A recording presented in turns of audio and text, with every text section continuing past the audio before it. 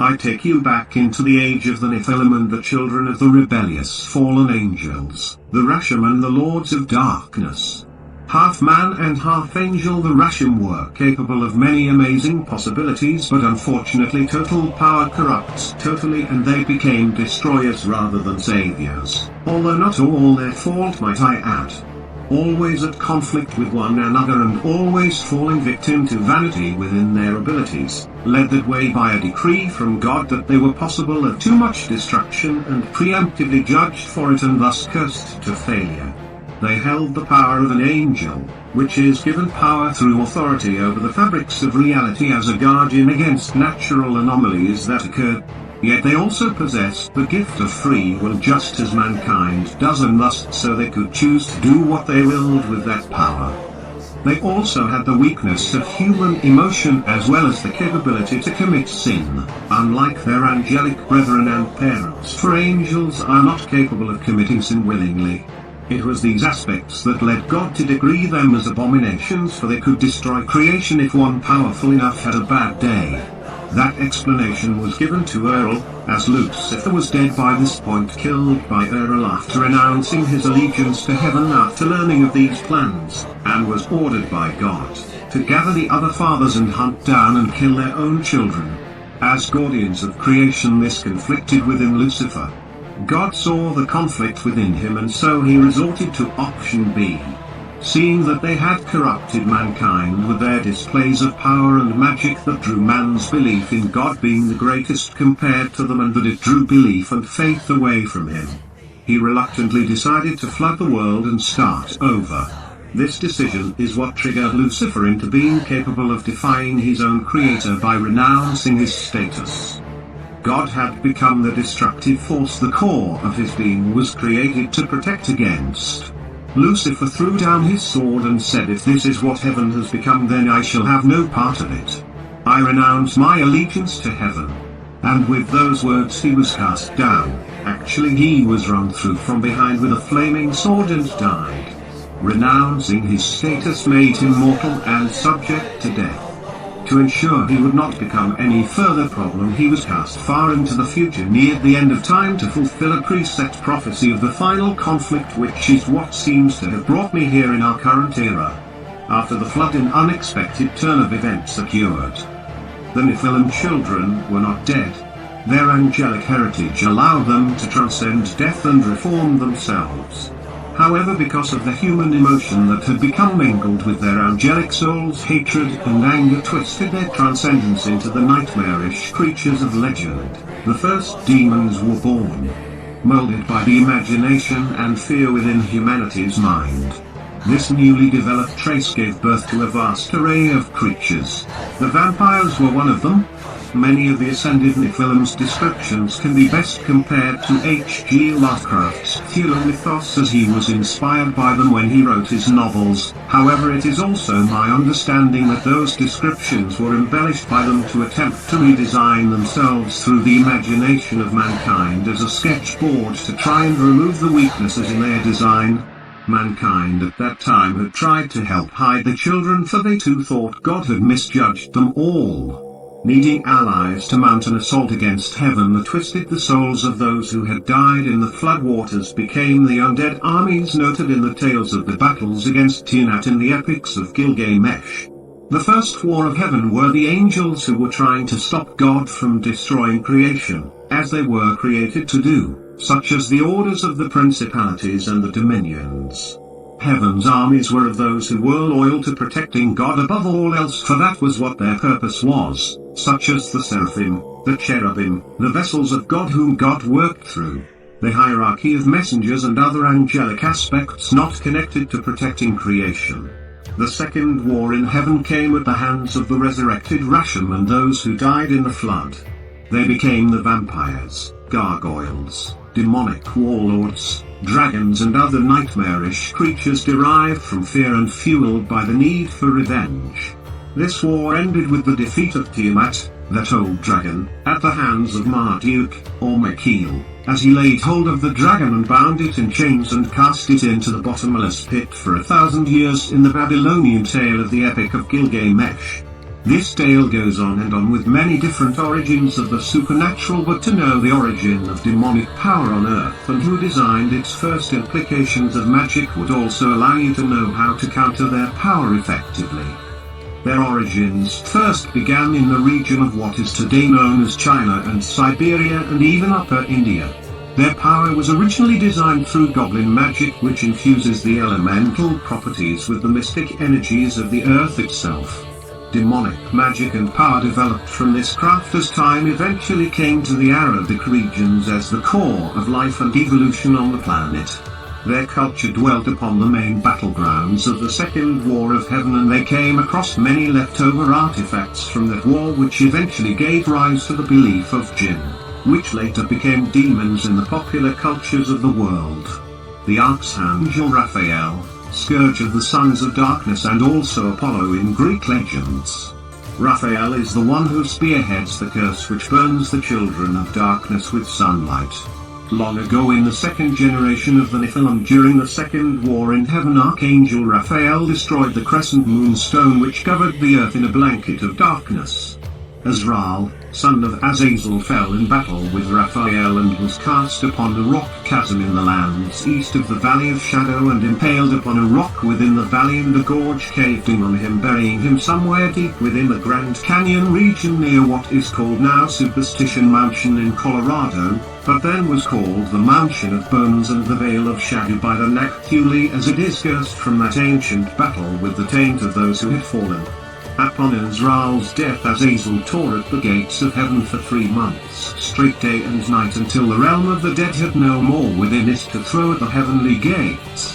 Raphael then seized the opportunity and drove Azazel back until he and his brood had nowhere to run but into the forests at night, and he cursed Azazel and his Nephilim children to only be able to appear at night, for if they stepped into the rays of the sunlight their skin would be scorched by the daylight, and this kept mankind safe during the daytime, but at nightfall Azazel and his children would emerge from their hiding places and search the earth for the tomb of Azrael so that his father may unite with him and free him of the sentence ordered by God upon his son to pay for his father's sins.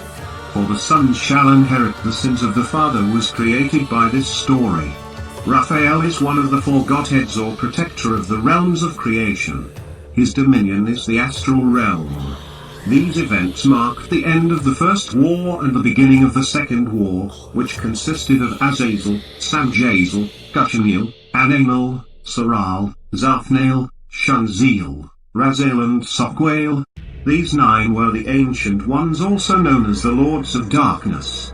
They spearheaded the Second War of Heaven as the generals of Hell's armies. The Second War ended on top of Mount Zion with the death of both Samjazel and Azazel at the hands of Heaven's general, Michael.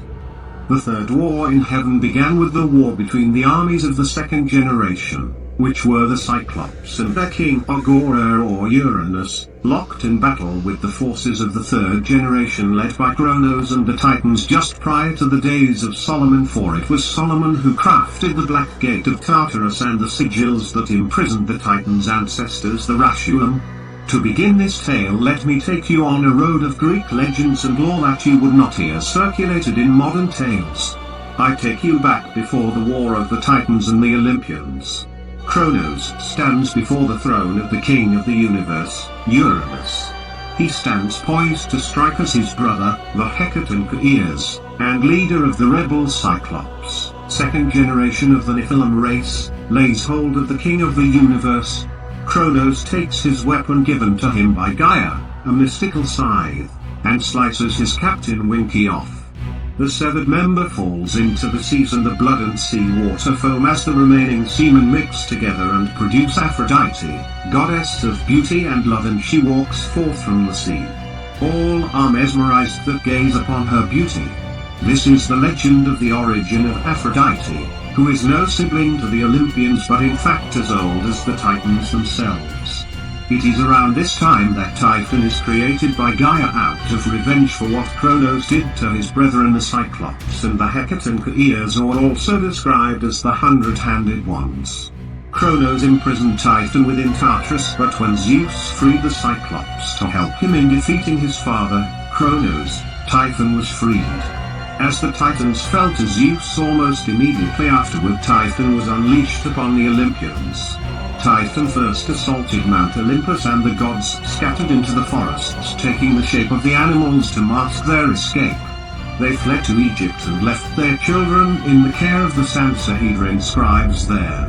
The Egyptians depicted this by inscribing each child with their parents' animal figure they had first appeared as, hence the association of animal-headed gods that eventually became associated with them. Meanwhile, Zeus battled Typhon and eventually trapped him underneath Mount Etna, as the story goes. But the monsters of Typhon were constantly a thorn in the Olympians' side. That is because Typhon was just a form that Aphrodite had taken, just as Zeus would take the form of an eagle. Aphrodite was the last to be born forth from the power of Uranus. She would have held no true allegiance to Kronos or Zeus. To support this, I take you to ancient tales within the covens of the worshippers of the darkness and shadow in the era of the Second War. Worshippers of Dagon and Abaddon, the king of demons. It is said that in ancient days the spirit of the fallen one, Lucifer, forefather of the Titans' forefathers, the Nephilim, was called forth, and through a ritual of sexual consummation on the eve of an equinox that intersected with a lunar eclipse as well as the harvest moon, and he was born forth onto the earth to reap vengeance upon it and usher forth an era of darkness as the harbinger of evil. This legend pertains to the birth of Aphrodite. She was the perfect cover and protection for the evil destiny she was to bear forth. Stunning beauty and power, disarming all who stood against her. She was the heart of Typhon and harbinger of the Nephilim's revenge, the devil in Prada, so to speak. I also point out that Aphrodite was the only goddess on Olympus to have taken affection to Ares, the god of war, as he was the most likely candidate to bring the curse of Kronos upon Zeus and bring about his downfall. I also call to attention the account of Saint Cyprian, who was a sorcerer before he renounced his ways and became a Christian, and then a saint, as he was beheaded in the 8th century AD with Saint Josephine by order of the Emperor of Rome.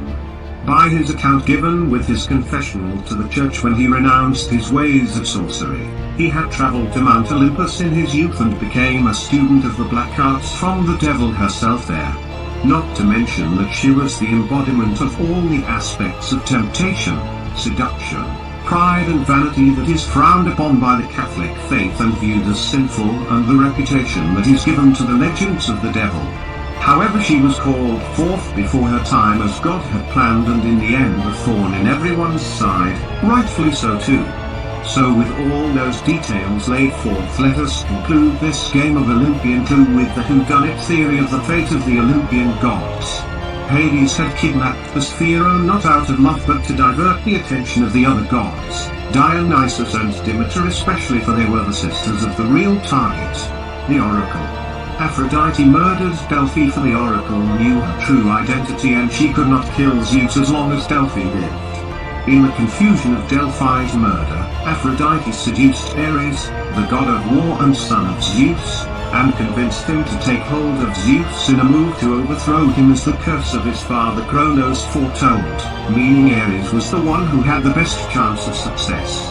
With Zeus in a state of panic, Aphrodite had Hera, who held a sworn vow to a secret order of Hecate before she married Zeus, and Aphrodite held her to that oath to take the fall as a conspirator and mask Aphrodite's involvement should they fail. Hera placed upon him the bands that drained him of his power. However, in the end Hera hesitated, and the Cyclops, who were still loyal to Zeus for him freeing them from Tartarus. Kronos had imprisoned the Titans' ancestors, the Rasham, or summarized as Chaos. The Cyclops helped free Zeus from his entrapment, and in the end Hades and Ares were banished from Olympus to the north, and Ares became known as Odin to the north, and Hades became known as Loki. In their exile they were given the task of guarding Hera or Hela's Zeus, and chained her with the mystical unbreakable chains of Tiamat that held the dragon for 1,000 years. Zeus then found out the truth about Aphrodite and her identity, as well as Hades endeavors to help fuel Aphrodite's alternate source of power through fear. Apollo, Hermes and Poseidon followed Zeus as they pursued Aphrodite, who had long escaped into the French and Danish countryside. their names as gods tarnished back home and worldwide due to the efforts of Aphrodite and Hades in their campaign to rid the world of pagan worship to the gods using Christianity, who had recently been persecuted and oppressed by the pagans. Taking advantage of the weakness, Aphrodite turned the tides, and the persecution of Christians suddenly became the persecution of pagans. Fueling this desire for revenge, Aphrodite used her skills as Typhon to bring to life the storytales and myths parents would tell their children at bedtime within the Celtic Welsh countryside. Suddenly demonic creatures would appear in the night, taking children from their beds as well as preying on the weak. Then around the early 11th century, Aphrodite took refuge in the court of King Henry as his wife, who by recorded accounts one day grew wings and took flight out of the church's roof windows. This began the bloodline of the Plantagenets as she jumped from taking the disguise of Matilda and then Queen Eleanor, Richard the Lionheart's mother. He was quoted once saying, "From the devil we came and to the devil shall we return." These events, as well as the spreading of the teachings of Jesus being manipulated and weaponized by Aphrodite and her minions, drove her campaign to abolish pagan worship and to destroy the Christian faith clear into the Dark Ages, with the Crusades and the Spanish Inquisition at the height of it all, and thus destroying the gods. Hermes ventured into the Scandinavian regions under the guise of a figure known as Saint Germain and brought word of Hades' exploits. This led to Loki and his sons being bound to the rock of Sisyphus with Hera's chains, freeing her, but a boulder blocked the entrance into the underworld that contained Hera or Hel until Ragnarok or Armageddon, when the last of the Asgardians will do battle against Loki, his sons Jormungand and Fenrir, and Hel, from which it is said only 9 of the Asgardian lineage will survive. So to summarize this a bit, in Western Europe the underlying conflict between the forces of Aphrodite and Zeus led to the dawn of the Age of Exorcism and the Catholic faith. There are also tales of these two battling around the 14th century, in which a soldier by the name of Gilles de Rais had helped defeat Aphrodite's minions during the French Revolution. However, he later was driven mad, and the once soldier who fought under the command of Joan of Arc was turned into a stark raving child killer due to a demon sent to destroy him, known only as the Baron.